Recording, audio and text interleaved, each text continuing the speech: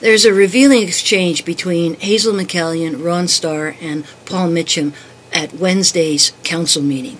I'm going to play it now. Okay, committee reports. Planning and Development Committee report. Councillor Starr. Well, I'm sorry, Madam Mayor. I didn't know we were off the R series here. On the single source R5, the PCL constructors contract. Yes.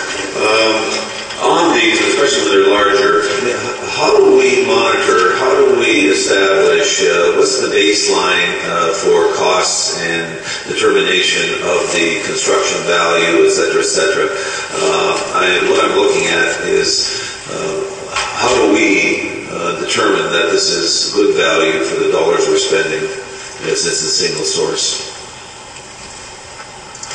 McCallion should know the answer. McCallion should know the answer. McCallion should know the answer. There was a policy established that every vendor, and especially on major contracts, that when we had bad experience, and we have had some bad experience, there was a policy established years ago that the vendor would be categorized, and in fact some would be cut off for future contracts. Did you find them, Tracy?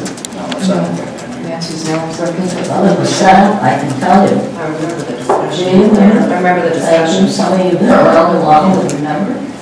It was set up, so obviously it got lost in the shuffle somewhere. Because we ran into some bad examples. And that's when we set up the policy. That's years ago, that's not 10 years ago. Would I be right? At least. So what happened to it?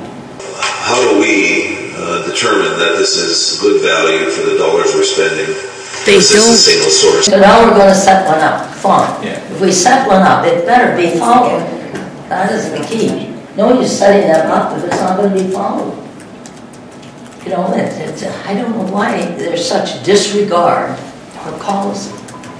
How do we determine that this is good value for the dollars we're spending since it's a single source? Which brings us to a relevant point in Tom Urbaniak's book, Her Worship, Hazel McCallion and the Development of Mississauga, page 143.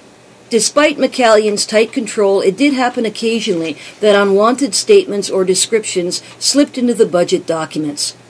In such instances, Her Worship did not hesitate to chastise the staff. One staff-prepared budget overview contained a statement implying that deferred maintenance was resulting in deterioration of facilities used by the public. This brought a sharp rebuke from the mayor. The statement, quote, should either be retracted or adjusted.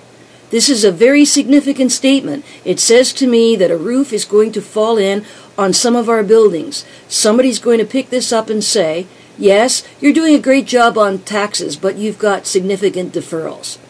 I think you should take that statement out, redo it, and tell it like it is. Unquote. Community Services Commissioner Paul Mitchell tried at first to explain, but then conceded that, quote, it's probably not a good statement, unquote. He promised it would be taken out.